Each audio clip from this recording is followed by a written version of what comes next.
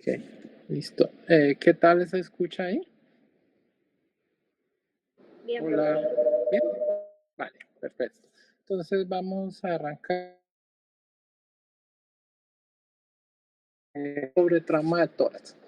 En esta revisión, pues la idea es hacer como una revisión, digamos, desde el punto de vista histórico y todo lo que ha sido, cómo asumir el trauma de tórax.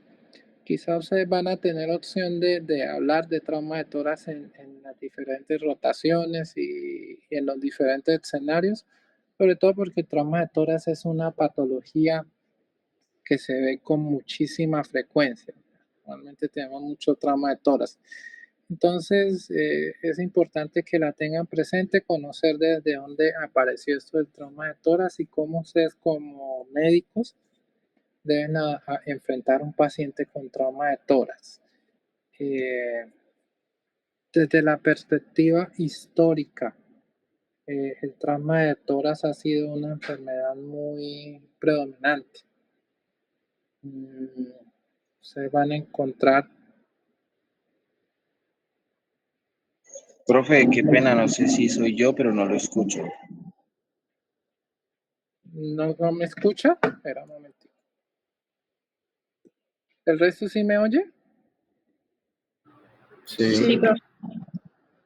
Sí, porque yo escucho bien y mira si es el problema del audio, pero yo sí, creo que sí, sí. ya miro. ¿Sí? Ok.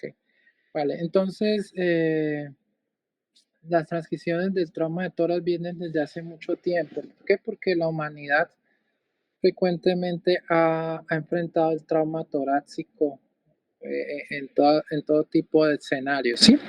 Entonces miren que desde hace 3000 años antes de Cristo ya el hombre estaba causándose toras, o sea, ya teníamos guerras, ya existían flechas, existían cuchillos, armas cortocontundentes. Entonces el trauma de toras toda la vida ha estado de la mano con el hombre. Pero dentro de la evolución de esto que ha sido el trauma torácico, realmente la mejoría, digamos, o la disminución mejor de la mortalidad y las generadas por el trauma empezaron a aparecer después de las grandes guerras donde ya aparecieron todo lo que eran las armas de fuego, las armas de alta velocidad. Y aquí, por ejemplo, a nivel de la Segunda Guerra Mundial, aparecieron a utilizarse lo que eran las trampas de agua, lo que ustedes ahorita conocen como el tubo de toras y la trampa de agua, el sello de toras, que normalmente ustedes van a escuchar en sus servicios de urgencias y todo esto. Pero además de eso, miren que hacia los años 1895, ya principios de 1900, apareció este señor Sir Willard Ronger que descubrió los rayos X. Y con la presencia de los rayos X más el diseño y la creación de la trampa de agua fue como una nueva evolución para el trauma de tórax. ¿Por qué? Porque la mortalidad y la morbilidad generada por el tórax en los pacientes empezaron a disminuir, empezaron a tener menos complicaciones y las mortalidades entonces eran menores. Además de eso aparecieron otras cosas como la intubación orotraqueal, la ventilación mecánica, los antibióticos y algo que aunque parezca muy somero y no le demos tanta importancia, es el manejo eficiente del dolor. El control del dolor se convirtió en un punto vital para el manejo de los pacientes con tubo de toras. Entonces, y con trauma torácico. Entonces, con esto ustedes van a ver que los pacientes empezaron a fallecer menos y a tener menos complicaciones derivadas de aquí. La evolución ha sido tal que al principio patologías como esta que vamos a hablar ahora un poco de ellas y ustedes también la van a conocer mucho durante su rotación, es el tórax inestable. Y miren que el tórax inestable es esa patología donde tenemos un segmento del tórax que por fracturas que se generan en dos partes de una costilla figura, digamos, este segmento en donde se desconecta totalmente de la reja torácica, es lo que se llama el tórax inestable. Y uno de los manejos que se propuso para esa época, digamos, para los años 1900, eran que estos pacientes había que fijarles ese segmento que estaba suelto y con eso mejoraban. Y esto fue uno de los diseños para la época, era algo muy sofisticado, muy de vanguardia y sonaba como muy lógico, pero después nos dimos cuenta de que el tórax inestable pues no tiene nada que ver con esto que se plantea en esa época, pero para que vean cómo evoluciona. Entonces miren la mortalidad cómo empezó a bajar. Nosotros teníamos unas mortalidades que para esas épocas, al principio de 1900 y antes del tubo de tórax y los rayos, la mortalidad era del 62%, o sea, más de la mitad de los pacientes con trauma torácico fallecían. Y solamente teníamos casi el 40 o el 35% que sobrevivían al trauma. ¿Qué pasó ahora? ¿Y qué ha venido pasando con el tiempo? Miren que la mortalidad ya estamos en el 4%, o sea, una bajada pero estrepitosa de la mortalidad y con ello la morbilidad generada por el trauma de tórax. ¿Esto gracias a qué? A eso que hablamos anteriormente, la utilización del tubo de tórax, los rayos X, la ventilación mecánica, la analgesia y los antibióticos. Esos fueron los 5 elementos que disminuyeron esta epidemiología del tórax de forma tan importante. Y vamos a encontrar que el trauma de tórax pues lo vemos más en personas jóvenes, ¿sí? La mayoría de los pacientes eh, que tienen trauma de tórax están en las primeras 4 décadas de la vida, es decir, entre los 20 y 40 años, aunque en nuestro país empiezan desde menos, pero digamos que los picos altos de trauma torácico están en este tipo de población y generalmente son hombres, la mayoría de los pacientes. La mortalidad cuando tenemos heridas letales en tórax es una mortalidad que puede ser alta. Y ahora vamos a hablar de cuáles son esas heridas que son letales en tórax. ¿Por qué? Porque la gran mayoría, y afortunadamente miren que casi el 75% de veces, y no, algunos hablan del 80% de veces, los traumas de tórax no requieren manejo quirúrgico, solamente se maneja con una sonda de drenaje, analgésico, oxígeno y pare de contar. Entonces aquí estamos en esa parte que le vamos a decir, entonces cerrado, como se dice la palabra, entonces aquel trauma donde no se ha traspasado a la cavidad torácica. No se olviden que siempre nosotros tenemos un límite desde el punto de vista anatómico para hablar de la cavidad torácica. ¿Quién recuerda cuál es el límite para decir que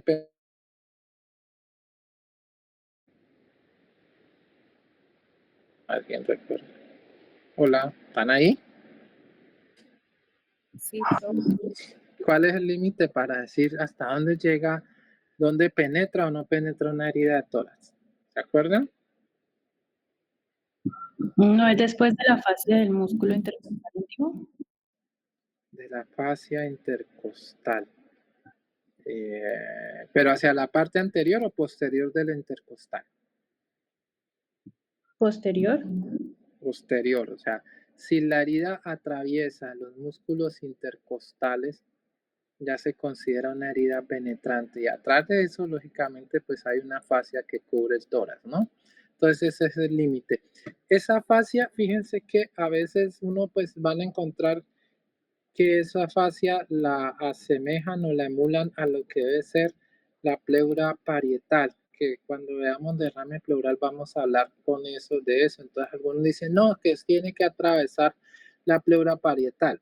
El problema es sencillo, la pleura parietal está adosada a la fascia, casi que están pegaditas, está adosada a la fascia de torácica posterior o a la fascia de los mismos intercostales, que es la misma teóricamente. Entonces, con que pase el intercostal y la fascia posterior del intercostal se considera penetrante. ¿Listo? Quedar claro. Entonces pueden decir, ah, sí, bueno, sí, que atraviese la pleura parietal, que atraviese la fascia, es lo mismo, la verdad. que uno no puede determinar cuál fue la pleura parietal ni cuál es la fascia, porque ambas están totalmente adosadas. ¿Listo?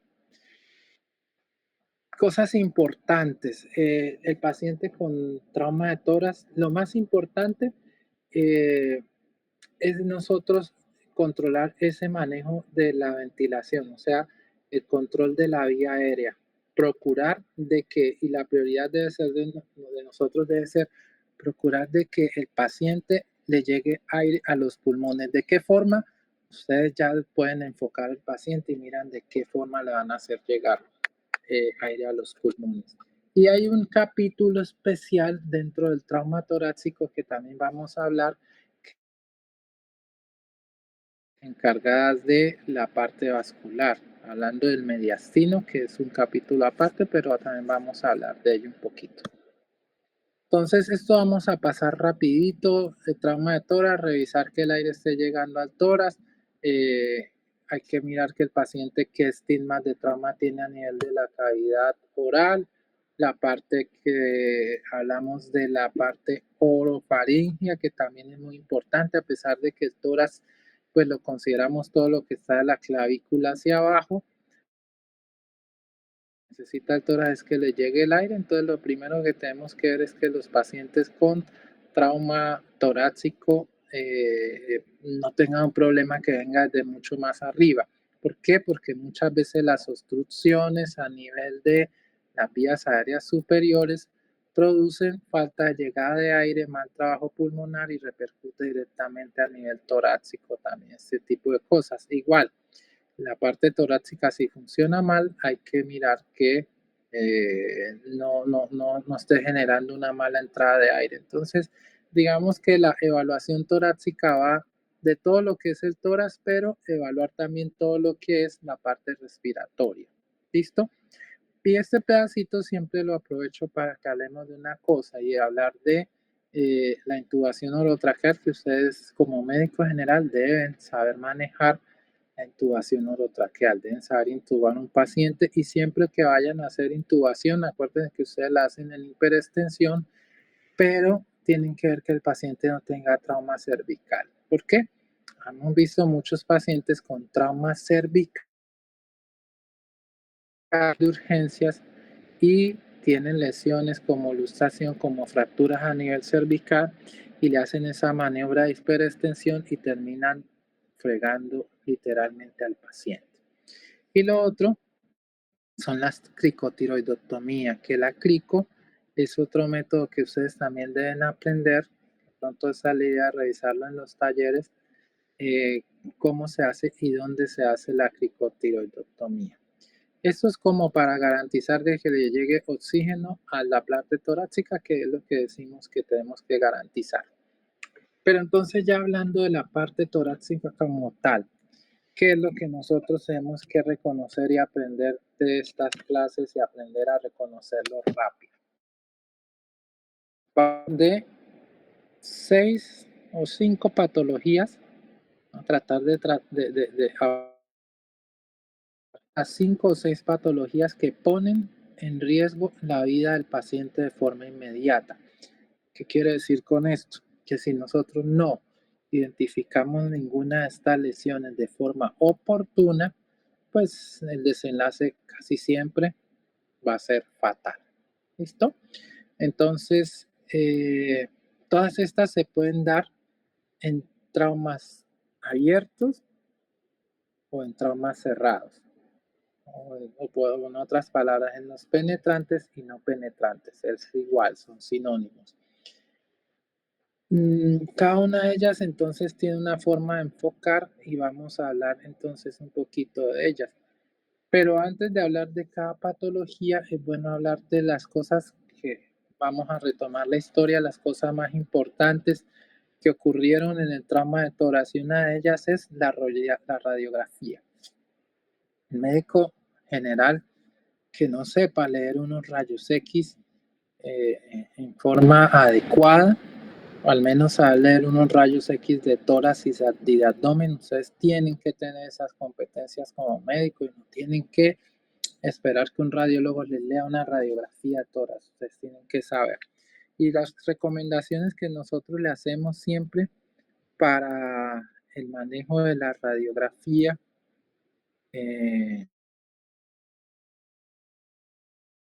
siempre en orden. ¿Y cómo hacer los órdenes?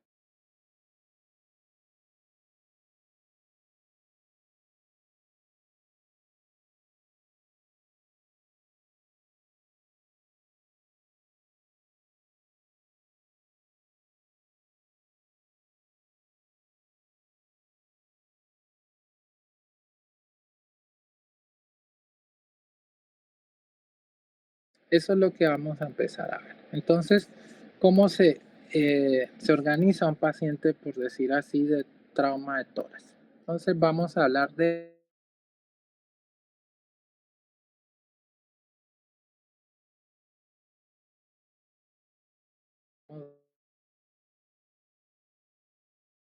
cuáles son esas que hablamos inicialmente.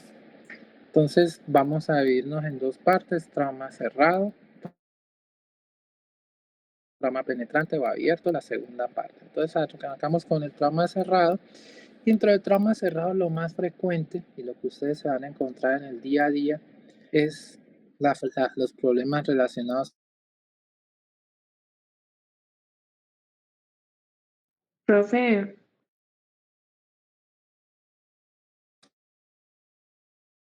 con No se escucha. los tejidos blandos y la parte cosime, ¿sí? pena, no sé Hola, si a mis compañeros también les pasa, pero me está como yendo. Sí, se va. ¿se fue? Sí. A veces se Listo. le corta cuando usted está ¿Se hablando. corta? Es como por la conexión. Como la red. ¿Ya ahí se escucha bien? Hola, Sí, profe. ¿sí? Es que se cae la red, está un poquito inestable. Pero si me dicen si se va, ¿vale? Listo. Entonces, vamos a revisar lo de la reja costal. Y lo importante en la reja costal es ustedes reconocer las costillas. Entonces, las costillas, acuérdense que uno por radiografía puede ver, realmente ahí en los rayos X que están, se ven hasta 11 arcos. Pero para uno hacer una buena evaluación, uno con que pueda ver los 9 arcos costales es suficiente. El arco número 11 y 12 son costillas muy chiquitas, que son costillas flotantes, realmente no tiene ninguna implicación en el trauma, pero siempre por lo menos ver 9 arcos. ¿Listo? ¿Cómo lo logran? Pues haciendo una buena inspiración. ¿Qué tan frecuentes son las fracturas costales? Más o menos de los traumas se asocian a fracturas. ¿Cómo se reconocen? Pues aquí vemos unos ejemplos. Lo que uno siempre tiene que revisar es la cortical de las costillas. Esta cortical, que es la línea que está por fuera de las costillas, debe ser una línea continua y no tiene que tener intersecciones. Aquí esta será un poquito oscura, pero cuando hay fractura de esta cortical que va a derecha, vamos a encontrar que hace un escalón y se ve.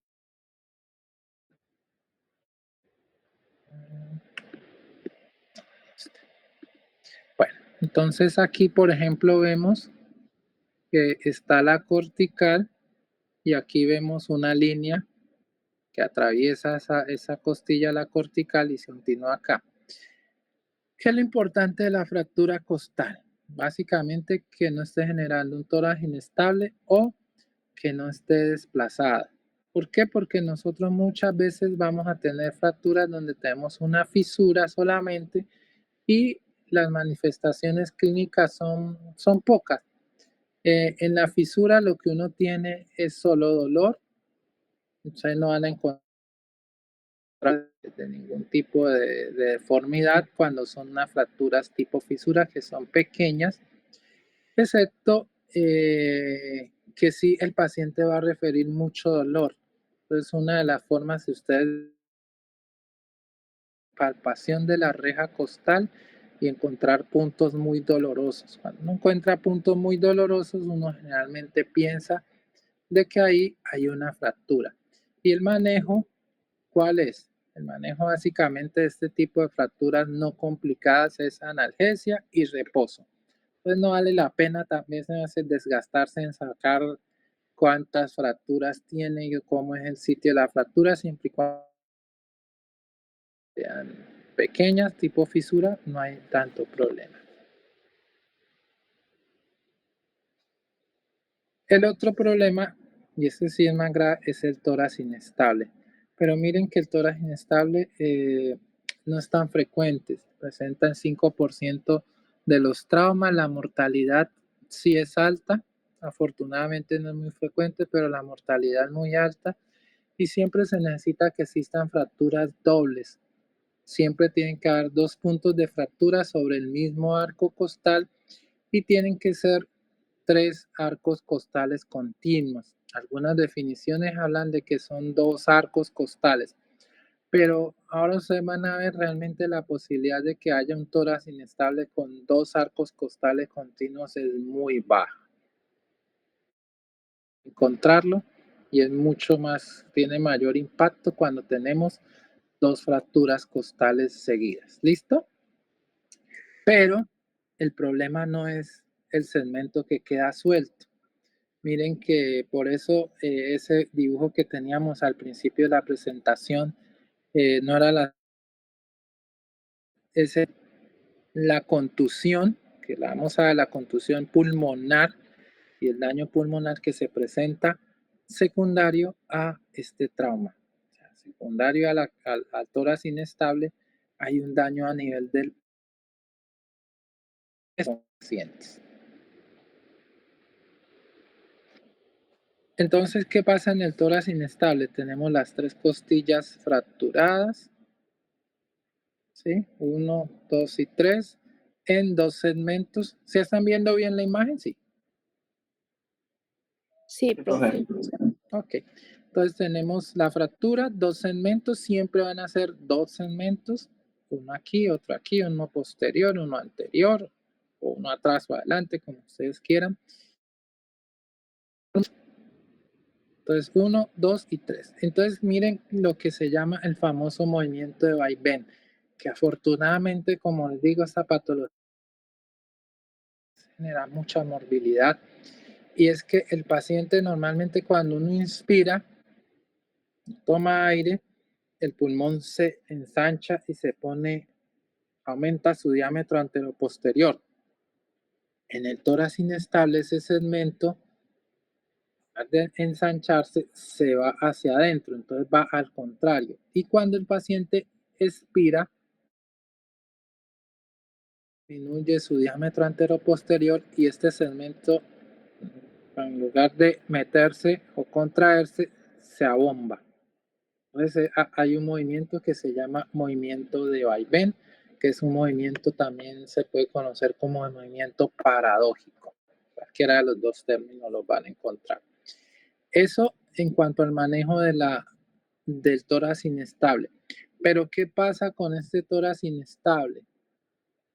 El manejo básicamente lo vamos a concentrar en, primero, esas fracturas hay que fijarlas, eso sí es claro, porque pues no podemos dejar al paciente con un segmento ahí flotando. Pero segundo, hay que manejar mucho el dolor y la contusión pulmonar, que ahora miramos qué es eso de la contusión pulmonar. ¿Por qué? Porque esas son las 2 cosas que complican al paciente. No tanto que se mueva o no. Decían anteriormente que afectaba la mecánica ventilatoria, pero la verdad no tanto. El problema es el daño pulmonar. Otra de las cosas que tenemos a nivel de fracturas de tórax inestable con las fracturas costales es la fractura de esternón. Y estas son de esas fracturas especiales, porque recuerden que el esternón pues es un hueso plano de una ubicación central que pues es realmente es muy difícil que nosotros vamos a tener en algún momento una fractura ahí. O sea, tiene que ser una lesión de muy alto impacto. Entonces, no es muy frecuente, miren, 4%. Es una fractura que es de tipo transverso, ¿sí? Casi siempre se localiza en la parte superior de es la que nos ayuda a descubrirlo. ¿Por qué? Porque el paciente va a tener mucho dolor en el sitio del esternón y va a tener deformidad o edema a la palpación. Entonces, ¿cuándo van a sospechar una fractura de esternón? Cuando encuentren ese paciente que tiene mucho dolor en toda la mitad del tórax y que tiene algo de deformidad o edema. Cualquiera de las dos es válida para sospechar.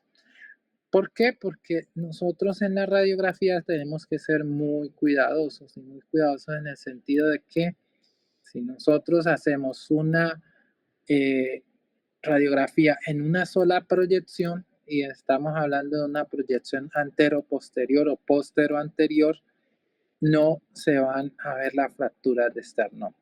Entonces siempre tenemos que hacerla de forma lateral a todos los pacientes. Y este es el otro mensaje. Si con trauma torácico tienen que pedirle las dos proyecciones, ¿de acuerdo? No solo la anteroposterior que todos estamos acostumbrados, tienen que pedirle la anteroposterior y la lateral, porque la lateral nos permite ver estas cosas como las fracturas de esternón y cuando el paciente tiene derrames pequeños, derrames pulmonares, o que ahorita hablamos del hemotoras y todas las cosas, en las tomas laterales se ve mucho más fácil a veces cuando están ocupados los recesos costofrénicos. ¿Listo? Otra cosa que tienen que tener en cuenta cuando el paciente tiene o sospecha, no sé, de fractura esternal, es descartar una contusión miocárdica o contusión cardíaca. ¿Y cómo nosotros la podemos saber que tiene esto? Podemos pedirle siempre a estos pacientes electrocardiografía, las famosas enzimas cardíacas. ¿Por qué? Porque si hay daño muscular de miocardio, siempre tenemos que mirar que no haya estas alteraciones. ¿Qué pasa si encontramos alteración de las enzimas o alteración electrocardiográfica? Pues definitivamente estos pacientes ustedes tienen que hacerle un ecocardiograma. Y aquí, por ejemplo, está una fractura costal. Si ustedes ven la proyección anteroposterior, no se ve nada, pero al hacer la lateral, ustedes siguen esta cortical aquí está cortical y miren, aquí se parte la cortical y continúa acá. Esto es una fractura esternal. ¿Que está desplazada? Pues posiblemente no, está ahí muy estable, pero es una fractura esternal, ¿de acuerdo? Entonces siempre la lateral. La otra fractura que también ocurre y que es muy rara para que la esternal es la fractura de la escápula. Es muy difícil de diagnosticar y aquí siempre tienen que tener en cuenta una de las calidades de la radiografía es que cuando el paciente se toma unos rayos X de tórax, el técnico debe procurar de que los brazos estén un poco abiertos, casi que abrazando el chasis de toma. Por eso ustedes cuando van a hacer unos rayos X, los pacientes tienen que abrir un poco los brazos y tratar de abrazar el sitio donde van a llegar los rayos, que es el chasis. ¿Para qué? Para que la escápula se abra y se pueda ver. Este hueso, que es un hueso plano, es muy difícil de que se fracture. Y si ustedes ven un paciente con fractura de escápula, ojo, ojo porque la mortalidad fractura de escápula solamente la van a tener en los traumas muy severos. Si un paciente se fracturó la escápula, sepan ustedes de que el trauma fue muy severo. ¿Listo? Eso hablando de la parte del trauma cerrado que afecta a la parte ósea. La parte del tórax muscular pues no tiene ningún problema. Realmente las contusiones a nivel de la pared muscular son mínimas. Nosotros lo que más prestamos atención son a lo que son a las fracturas y al compromiso de la parte ósea. La parte de tejidos blandos no vamos a ver como cosas importantes en el trauma. Por eso siempre nosotros los traumas miramos qué tanto penetró y es como de los elementos que siempre tenemos que evaluar de entrada cuando un paciente llega con trauma de tórax. Entonces, definir si es penetrante, no es penetrante, radiografía y definir qué tipo de lesión tiene. ¿Listo? Así se aborda el trauma de tórax sencillito. Estas son las lesiones específicas. Entonces tenemos el trauma penetrante, trauma por arma cortopunzante, heridas por arma de fuego, o la toracotomía cuando de pronto un elemento cortante o cortocontundente atraviesa ese límite y se vuelve una herida penetrante de forma accidental, una lata, digamos, una lámina que se clave en el tórax del paciente, o que el paciente se entierre en una varilla y cosas de esas láminas grandes que se le abre una vez la cavidad torácica, entonces lo que se llama toracotomía. Y aquí lo más importante de estas lesiones penetrantes son tres cosas. Una, la entrada de aire a la cavidad. Entonces, ¿qué pasa? El trauma penetra la cavidad pleural. Pues que puede entrar aire, ¿cierto?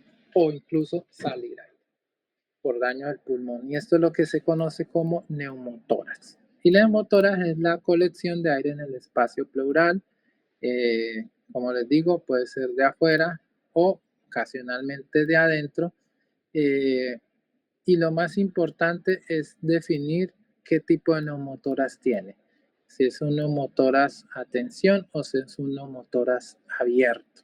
¿Y cómo sabemos cuál es y cuál es uno y cuál es el otro? Pues cuando es a tensión, ¿qué quiere decir? Que es a tensión y que no tiene por dónde salir porque está retenido ese aire.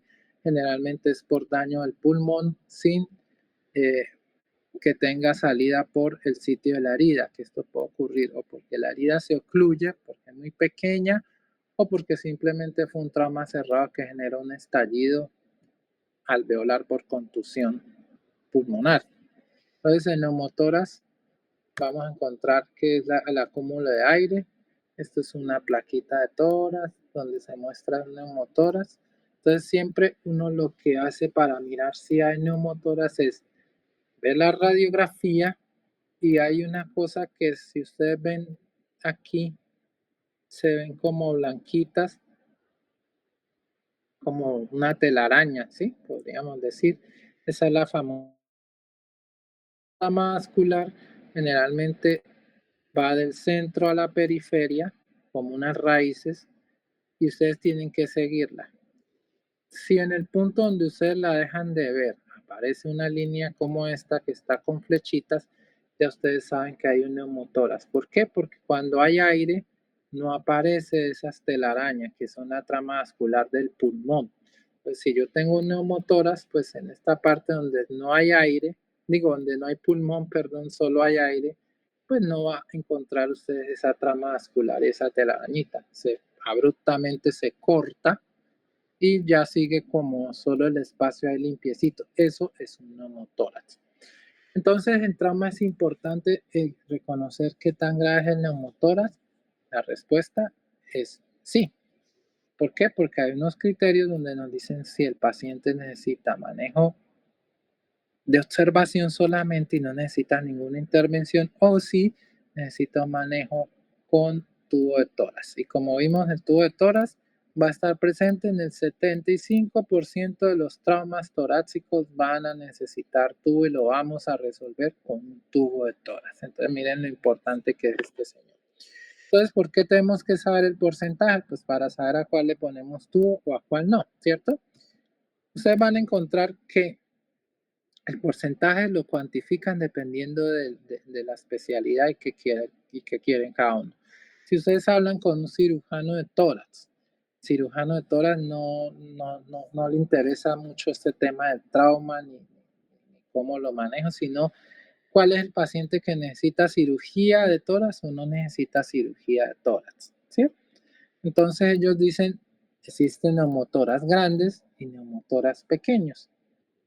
Y la sociedad americana dice más de 3 centímetros, la sociedad británica más de 2 centímetros para ser grande, menos de 2 centímetros para ser pequeño, menos de 3 centímetros para ser pequeño en la sociedad norteamericana. Esto desde el punto de vista de trauma, pues no nos sirve mucho. Nosotros nos necesitamos saber es el porcentaje exacto, si es más del 10, si es más del 15, si es más del 20. ¿Por qué?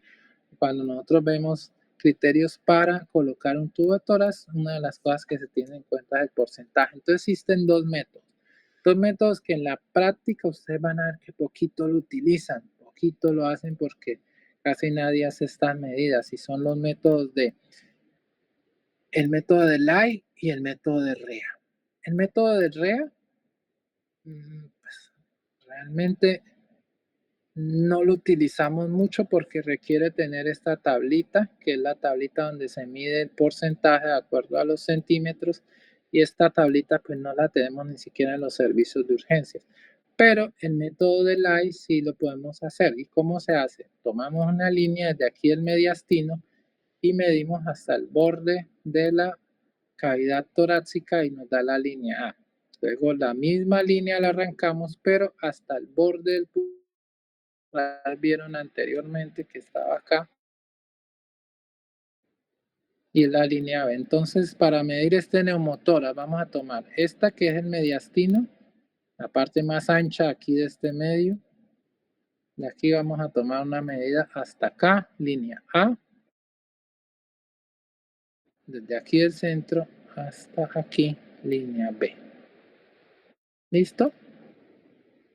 Esas dos líneas, A y B, nosotros, ¿cómo determinamos el porcentaje de neumotórax? Entonces cogemos 100% menos B elevado a la 3 sobre A. Y eso nos va a dar un porcentaje de neumotórax. ¿Cuál es el otro método? El de REA. El de REA pues es un poco, digamos, más complejo. Toma 3 medidas, una en el ápice, siempre sobre la línea esa que vimos del neumotórax, otra en la parte apical y otra en la parte basal, las suma, las divide en 3 y eso es lo que se llama distancia interpleural. Y esa distancia interpleural la interpretamos luego en este cuadrito, este lado, y de acuerdo a lo que tenga enfrente va a ser el porcentaje. Entonces, si esto nos da por decir 2 centímetros, los 2 centímetros daría aquí entre 20 y 25, estaríamos hablando de un neumotórax del 22-23%, ¿listo? Y así sucesivamente, pero siempre necesitan tener este cuadrito. Y el neumotórax que necesita, digamos, atención especial es el llamado neumotórax atención. Y el neumotórax atención entonces es ese atrapamiento de aire, ¿sí?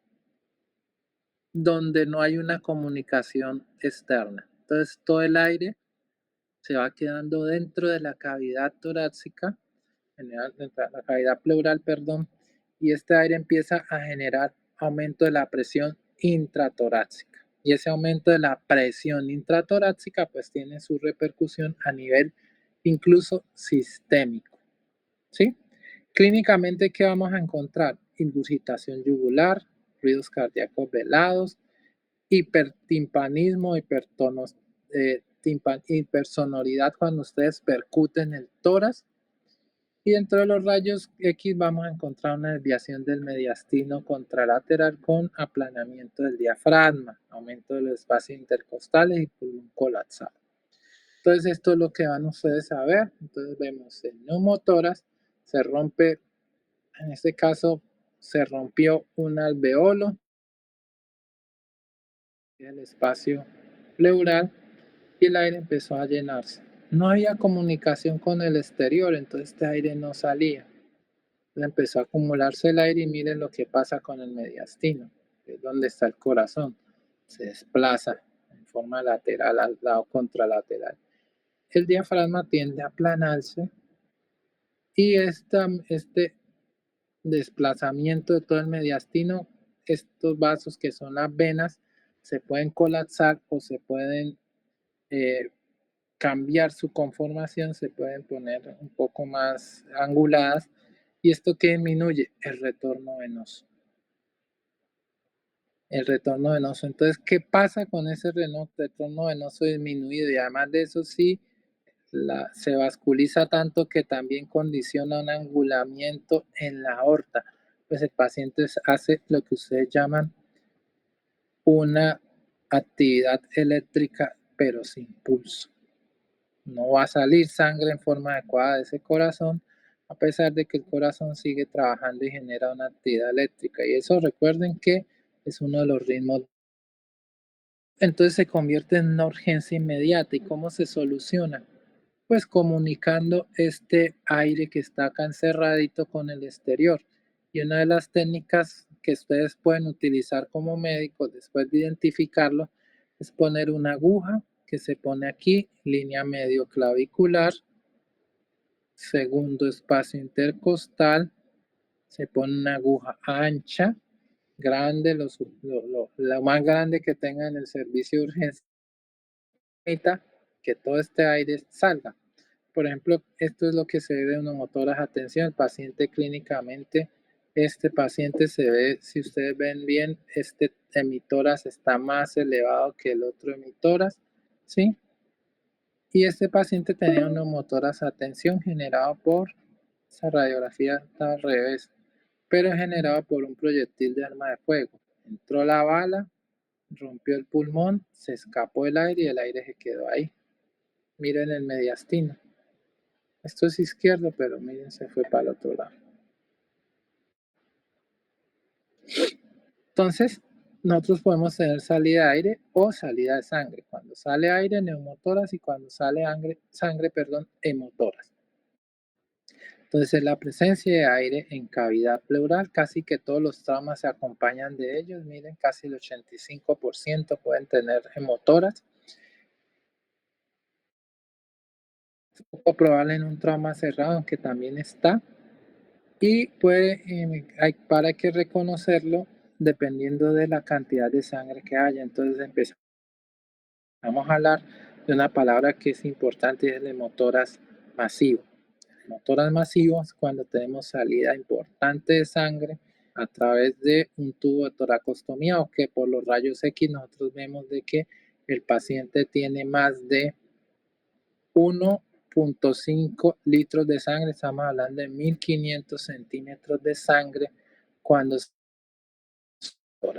expone en el tubo de tórax y drenó 1,5 litros. Ojo, porque este paciente tiene un hemotórax pasivo. El hemotórax masivo es cirugía. La otra cosa que también se tiene en cuenta es el producido por el tubo horario. 300 cc por hora. Para los ustedes puestos, el paciente también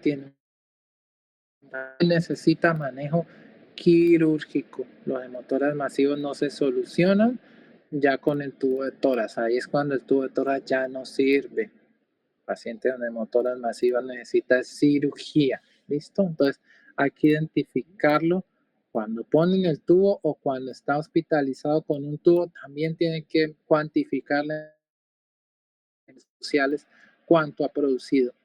Sabemos de historia de muchos pacientes que le ponen un tubo, no le cuantifican, lo mandan a la sala, y cuando van a ver los frascos de la trampa de agua están llenos y el paciente como un papel, o en los peores de los casos haciendo gasping o en ritmo de paro.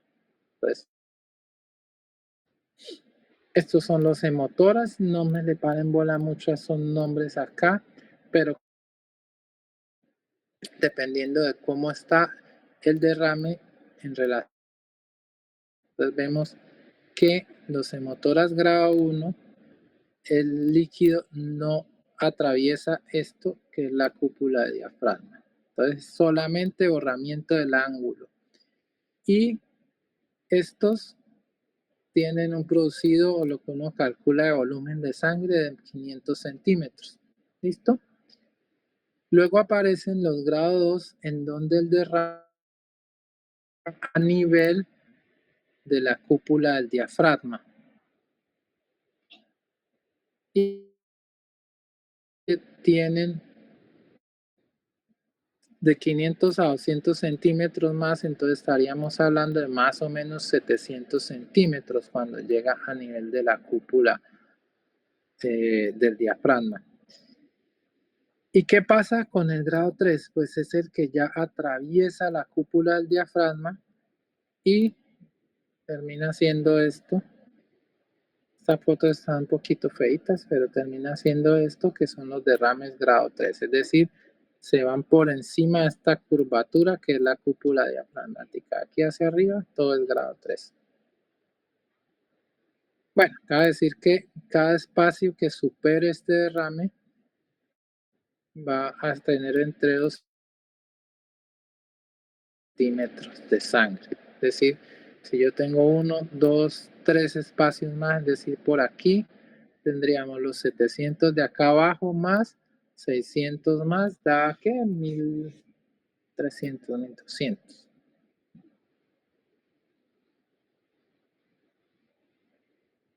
Y esto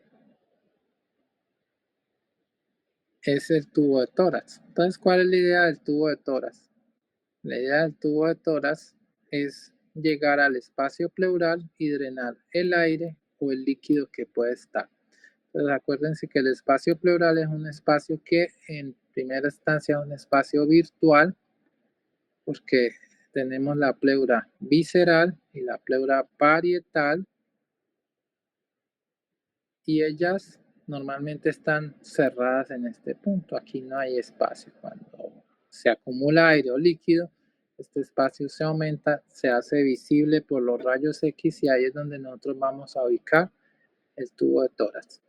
Y esto es para que entiendan cómo funciona. Entonces, esto es la famosa pleure bag o la trampa de agua o la trampa o el sello de tórax, como ustedes quieran llamarle. Y este sello de tórax va conectado a través de una manguera, se pone aquí al paciente. Esto es como sería un tubo de tórax por como sería una trampa torácica, digamos, el funcionamiento y viéndola por dentro. Son 3 cavidades realmente. Cada una de las cavidades tiene una función. Hay una primera cavidad que es la cavidad de reservorio. Y aquí en esta cavidad de reservorio es la que está conectada directamente al tubo de tórax del paciente a través de la manguera y es donde va a caer la sangre o el aire en primera instancia. Que para términos prácticos en esta maquinita está no acá en el primer sitio, sino acá como en la mitad. Es esta, 1, 2, 3, es esta columna y esta. Y esta, perdón. 1, 2, 3, son 3 columnas. Equivalen a esta. ¿Listo? Esta parte en medio. Ahí simplemente va a llegar la sangre que sale del tórax. Pero ¿dónde se está dando el tema de la trampa? Entonces, cuando el paciente tose, dando una presión positiva, la presión se viene por aquí y llega acá, a una base de agua, que está aquí. Entonces, ese aire entra a través de un tubo al agua.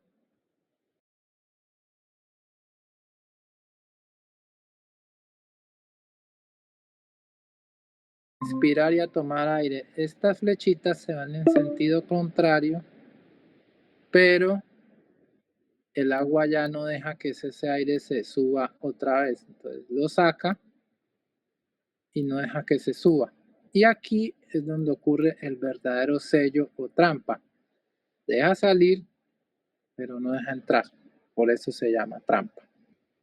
Y acá aparece un tercer frasco que no necesariamente tiene que estar funcionando. ¿Por qué? Porque este frasco lo que es aumentar la presión negativa, es decir, cuando el paciente tose le ayuda a que se jale mucho más el contenido acá, se jale un poco y salga más hacia el exterior y se jalen más burbujas y salga más y se la succiona. Pero yo puedo obviar este tercer tubo y dejar que el paciente con su misma tos y su terapia saque todo ese aire y generalmente lo saca aquí y se puede ir por este frasco, por este tubo de acá. Ese es este lado de aquí. Este tercero corresponde a este tercero. ¿Dónde se aplica la presión negativa o la succión? A esta manguera que está aquí.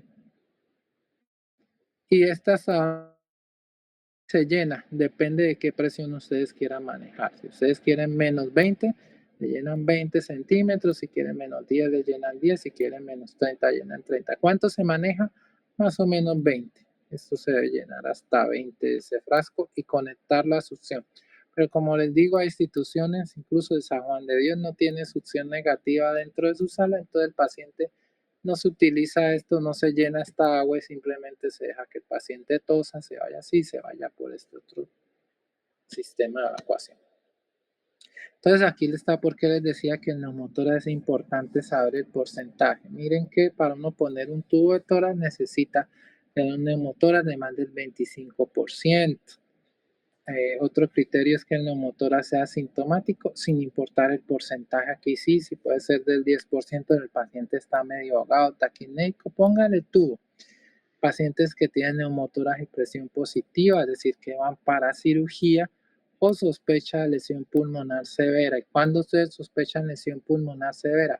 Pues ahí está, neumotórax masivo, tiene una indicación. Entonces, si tenemos hemotórax más presencia de neumotórax, es una indicación para colocar su tubo de tórax. Y aquí está, neumotórax grado 3, grado 2, neumotórax comunicante, es decir, que ustedes ven el paciente y ven que tosa y le sale aire por la herida, pongan un tubo de tórax, hemoneumotórax y hemotórax por trauma penetrante. Estos últimos, cuando tenemos un hemotórax que supere el grado 3, o sea, hemotórax importantes. Bueno, ¿cuánto nos queda de tiempo?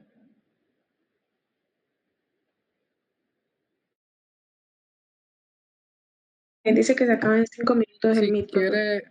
quiere, hacemos otro para terminar.